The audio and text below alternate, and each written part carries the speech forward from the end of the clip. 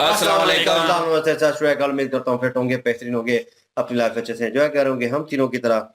और देवों के देव महादेव एपिसोड 117 और सेकंड पार्ट है। लाइक शेयर सब्सक्राइब कर दें।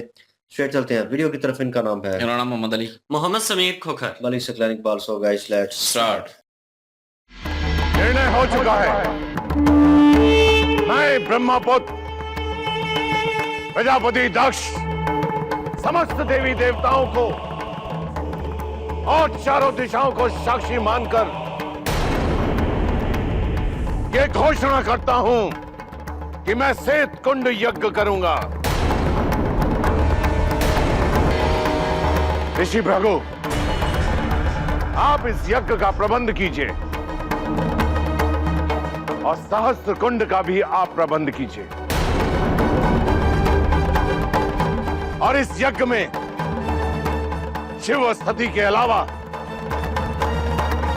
तीनों लोक में निमंत्रण भेजिए।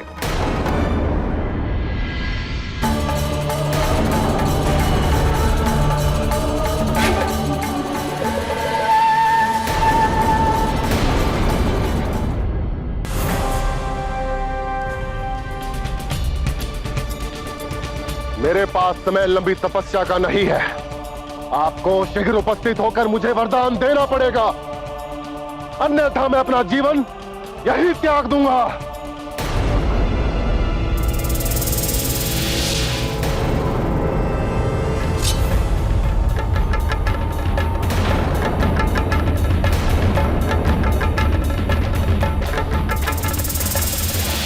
जब तक आप प्रकट नहीं होते, मैं बेलपत्र और जल के स्थान पर अपना शरीर और रक्त आपको अर्पण करता रहूंगा।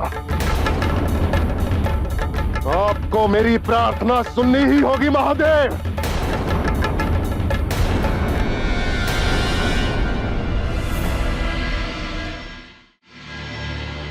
क्षमा करें माते,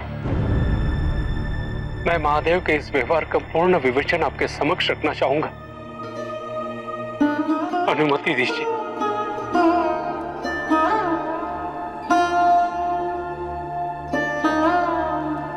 महादेव तो जगत गुरु है माते, उनके समक्ष उनके सारे शिष्य समान हैं। यदि चूकवश गुरु किसी शिष्य के चरण स्पर्श कर ले तो शिष्य अपने कर्म चक्र से कभी मुक्ति नहीं पा पाएगा।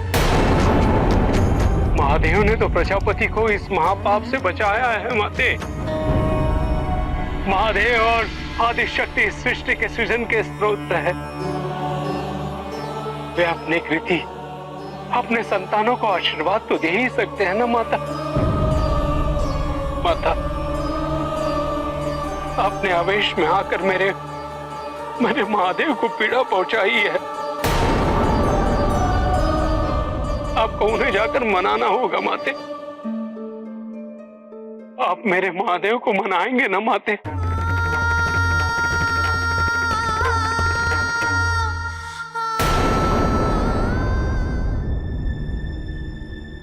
यह अनुचित है स्वामी, यह अनुचित है। प्रतिशोध की अग्नि में आप कहीं अपनी पुत्री को जलाकर भस्म न कर दें। मुझे आश्चर्य हो रहा है आपके मुख से यह आरोप सुनकर। प्रजापति दक्ष की पत्नी होते हुए ये लांछन आप मुझ पर लगा रही हैं। मेरा यह निर्णय अनुचित है।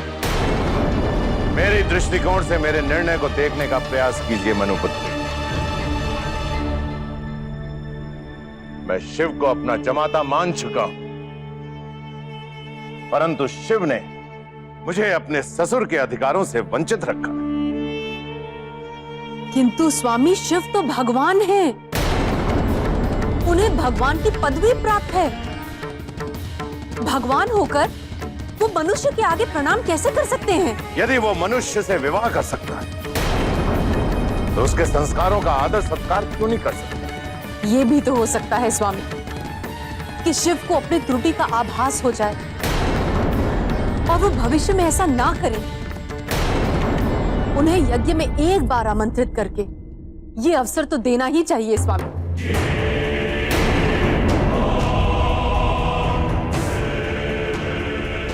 मैं निर्णय ले चुका हूं।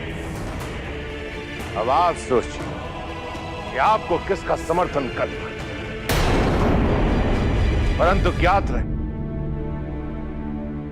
आपका यह निर्णय मेरे और आपके संबंध के लिए भी निर्णायक सिद्ध होगा।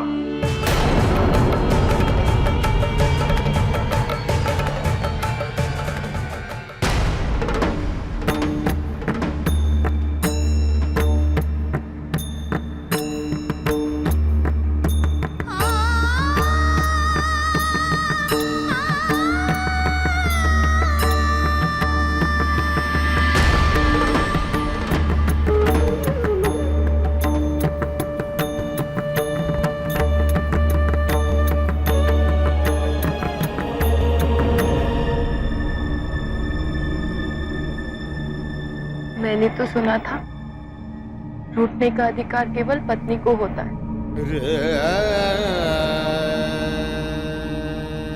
मैं तुमसे दुष्ट नहीं हूं सर। अभी तो मुझे खेद है कि मेरे कारण तुम्हारी भावनाओं को ठेस पहुंची। नहीं नहीं, मुझे तो अब आभास हुआ है कि मेरी अनभिज्ञता ही मेरे सभी दुखों का कारण है। मुझे क्षमा कर दीजिए। कितनी अवधारणाएं थी आपके लिए मेरे मन में। मेरी ये अज्ञानता कब दूर होगी? कब?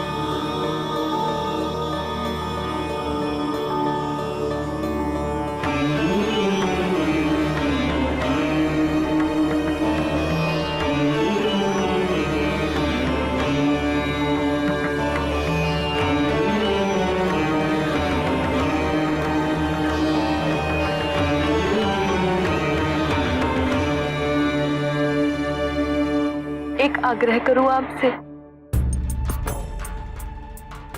क्या आज आप अपना सारा समय मेरे साथ बिताएंगे?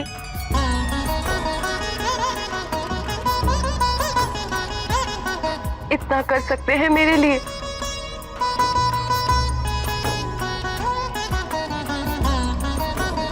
ओम नमः शिवाय, ओम नमो शिवाय, ओम नमो शिवाय, ओम नमो शिवाय।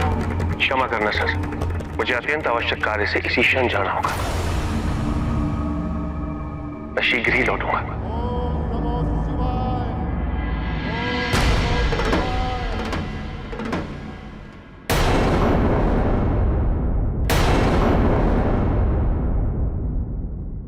ओम नमः शिवाय, ओम नमो शिवाय,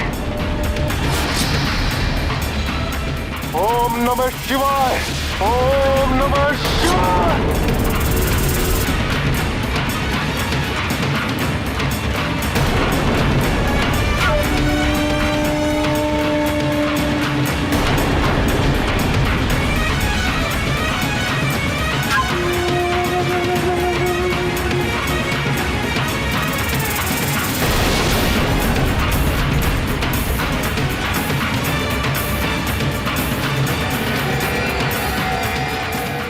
मेरा संकल्प कभी व्यर्थ नहीं जाता।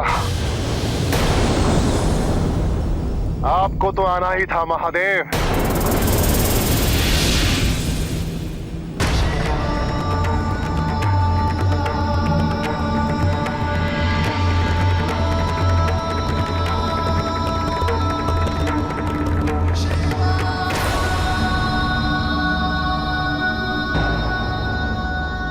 मैं तुम्हारी भक्ति से प्रसन्न हुआ विद्युन्माली। कहो, क्या चाहते हो? वरदान की अपेक्षा है महादेव। अवश्य। अमृतत्व और अपने पिता तारकासुर की मुक्ति के सिवाय जो भी चाहे मांग सकते हो। मुझे आपकी आज्ञा स्वीकार है महादेव, किंतु आपको वचनबद्ध होना पड़ेगा कि मैं इन 2 वरदानों को छोड़कर जो भी मांगूंगा वो आप मुझे अवश्य प्रदान करेंगे। मैं कटिबद्ध हूं विद्युन्मान। मांगो क्या मांगते? ठीक है, आपको मेरा अंगरक्षक बनना पड़ेगा। यम भी मेरी आज्ञा के बिना मेरे समीप ना सके।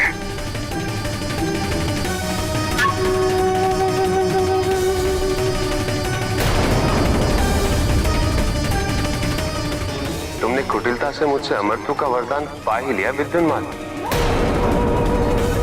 किंतु स्मरण रहे भविष्य में तुम्हें इस वरदान से पछताना न पड़े।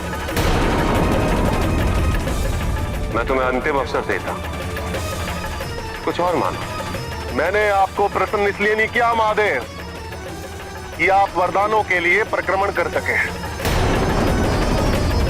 ये आपको शोभा नहीं देता। मुझे जो चाहिए था मैंने मांग लिया है, अब आप अपना वचन पूरा करने की कृपा करें। तथास्तु। मैं सदैव तुम्हारा अंगरक्षक बनकर तुम्हारे साथ रहूंगा।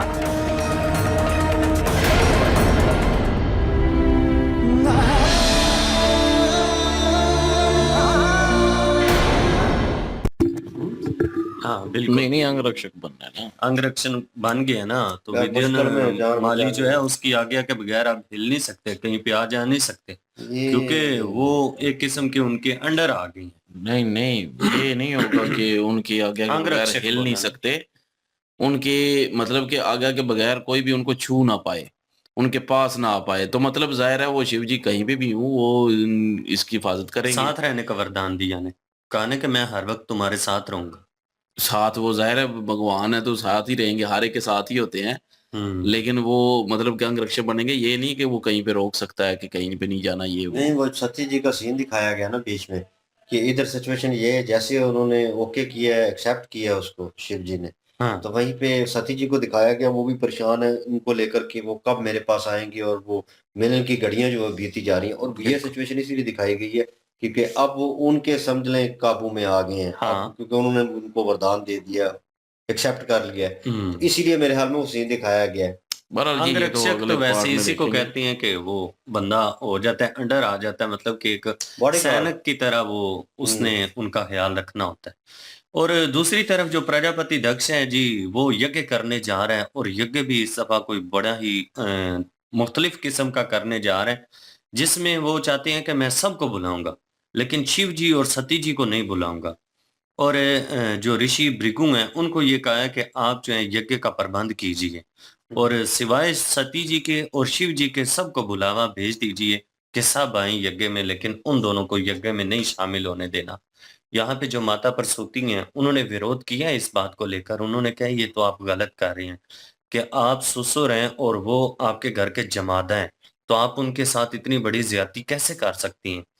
तो यहाँ पे प्रजापति दक्ष जो है वो माता प्रसूति से कह रहे हैं कि मैंने उनको अपना जमादा मान लिया, लेकिन उन्होंने अभी तक मुझे अपना ससुर नहीं माना। अगर माना है तो फिर वो जो एक जमादा की एक कह लें कि तहजीब होती है, जमादा को जो करना चाहिए अपने ससुर के लिए इज्जत और एहतराम, वो उस तरह से नहीं करते हैं। तो उन्होंने कहा है कि वो भगवान के रूप में है, वो शिव जी हैं, तो वो आपको कैसे प्रणाम कर सकती हैं।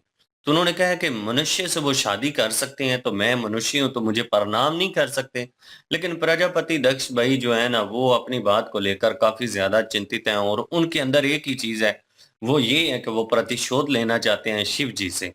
और यहाँ पे उनकी जो बड़ी बेटी है विजया, वो काफी ज्यादा प्रसन्न है इस बात को लेकर और वो इस कार्य में उनका साथ जरूर देंगी। सती जी जो थी, अब उनको भी अपनी गलतियों का एहसास तो हुआ है कि प्रजापति दक्ष जो हैं वो गलत हैं, शिव जी जो हैं वो ठीक है। बिल्कुल जी एहसास करवाया है नंदी जी ने, और नंदी जी ने बताया कि वो मनुष्य हैं और ये ईश्वर हैं और भगवान है, और अगर ये उनके जो है वो अपना एक मतलब के शिष्य और गुरु जो होता है वो शिष्य के अगर पाँव छुएगा तो वो कभी भी जो है एक किस्म का मुक्त नहीं हो पाएगा, और जो शिष्य है तो इसलिए जो है ये भगवान है वो मनुष्य हैं, तो फिर ये अगर ऐसा करते हैं तो प्रजापति जो है वो मुक्त कभी नहीं हो पाएगा, इसलिए प्रजापति के हित में ही जो है इन्होंने काम किया है। तो वो फिर समझ चुकी थी, तो फिर उन्होंने जो है वो जाके माफी भी मांगी और सुलह भी कर ली। लेकिन ये है कि अभी सारा कुछ होके होने लगा था, अगर वो उस वक्त वचन दे देते सती जी को कि मैं आपके साथ ही रहूंगा और वचन दे देते तो हो सकता है कि ये यहाँ पे ना आते फिर, लेकिन वो उनको यहाँ पे आना पड़ गया उससे पहले ही। तो यहाँ पे जो है मुझे डाउट है अब यहाँ पे क्या होगा क्या नहीं होगा। और शिव जी को जो है वो वरदान जो है वो ऐसे वरदान नहीं देने चाहिए। बाकी वो मतलब कि जाहिर है मुझे देखने वालों को तो ऐसे ही लगेगा ना कि नहीं देना चाहिए था, क्योंकि देखने वालों को पता है कि वो किस लिए यूज करेगा इस चीज को। हालांकि शिव जी को भी पता है, लेकिन पता है शिव जी दे को भी देते है। हैं। और इसीलिए उनको भोलेनाथ मैंने कहते वैसे हैं, एक इसीलिए चीज तो उनको देखी। भोलेनाथ कहते हैं ना। नहीं उन्होंने हाँ, mention एक कर चीज दिया। वैसे हमने और भी देखी है, भोलेनाथ भी कहते हैं। सिकलैन भाई यहाँ पे ना एक चीज पता है, हमने पहले भी एपिसोड में देखी थी कि जो चीज हमें देखने में गलत लग रही होती है बाद में वो रिजल्ट निकलता है तो वो ठीक होती है। मतलब कि ये एक कह लें कि शिव जी की एक ना लीला है, इसके पीछे कोई रहस्य अब छुपा मतलब होगा कि फ्यूचर आने का वाले तो टाइम हमें में। नहीं पता कि आगे वो- क्या होना है। वो उन्होंने कहा नहीं है कि इसको चेंज कर लो, अभी हाँ तुम्हारे पास वक्त है, हाँ, हो ये सकता है तुम्हारे आने वाले लिए टाइम अच्छा में। नहीं है। तो हाँ मतलब कि कुछ ना कुछ ऐसा है इसमें कि तुम ले लोगे और बाद में तुम पछताओगे इस चीज के ऊपर कि तुमने ये क्यों किया, और फिर ये रिवर्स नहीं होगा तुम्हारा फैसला। अभी तुम्हारे पास वक्त है, ऑप्शन चेंज कर सकते हो, अभी भी इसको चेंज कर सकते हो। लेकिन उसने कहा नहीं, आप शर्मिंदा ना करें और ना खुद शर्मिंदा हो, मैंने आपको यहाँ पे बुलाई इसीलिए है, और आपका जो मुकाम है उसको आप ना गिराएं और अपना फैसला जो है वो सुनाएं। और उस पर डिबेट करने के लिए मैंने नहीं बुलाया। और जिस तरीके से वो एटीट्यूड से बात कर रहा था, उसे जाहिर बात है, हमें पता है कि वो दुश्मन का बेटा है, तो वो उसी वे से सोच रहा है और अपना कुछ कह लें कि मफाद निकालना चाहता है, अपने आप को सेफ साइड करना चाहता है और फिर इनके खिलाफ ही उस चीज को यूज करेगा। तो वो कहीं ना कहीं फसाद तो कहा भी है शिव जी ने कि चेंज कर लो आप, उन्होंने कहा नहीं मुझे यही चाहिए। अब इसमें कोई ना कोई रहस्य तो है, और वो भगवान है, उनको पता है कि इसमें क्या चीज पॉजिटिव और क्या नेगेटिव और क्या इसके लिए अच्छा हो सकता है क्या बुरा है, फिर भी कहा है उन्होंने। और वाकई भोलेनाथ है, क्योंकि कोई भी उनसे वरदान मांगता है तो वो स्ट्रेट अवे पता भी होता है ना, पता शिव भी जी होता को है पता कि भी हाँ, होता है कि फिर भी वो- दे देते हैं उन्होंने ना। कहा, जैसे उन्होंने कहा आप अपने बाप के लिए, तारकासुर के लिए ये मत मांग लेना कि उनको रिहा कर दो। ये उन्होंने कहा नहीं, मैं इसके ऊपर तो बात, मतलब कि उसका एजेंडा इससे भी बड़ा है, वो कुछ और करना चाह रहा है ऐसा जो शिव जी को तकलीफ पहुंचाएगा। उन्होंने शिव जी को ही अपनी साइड पे कर लिया। मतलब यम को भी नहीं पहुंचने देगा तो मतलब मृत्यु नहीं होगी, क्योंकि शिव जी यम को नहीं आने हाँ, देंगे उन्होंने निकट कह दिया उनके। ना कि जाने अनजाने में तुमने अमरता का वरदान मुझसे ले हाँ। ही लिया, हम्म, कि अंग रक्षक मैं हूं तो कोई नुकसान तो नहीं तो पहुंचा। मृत्यु नहीं सामने होगी, बोला, मुझे बिल्कुल। लगेगा कि आने वाले वक्त में तड़फेगा ये, तो हाँ, ये हो मृत्यु की सकता है। भीख मांगेगा, लेकिन यम को नहीं आने देंगे शिव जी।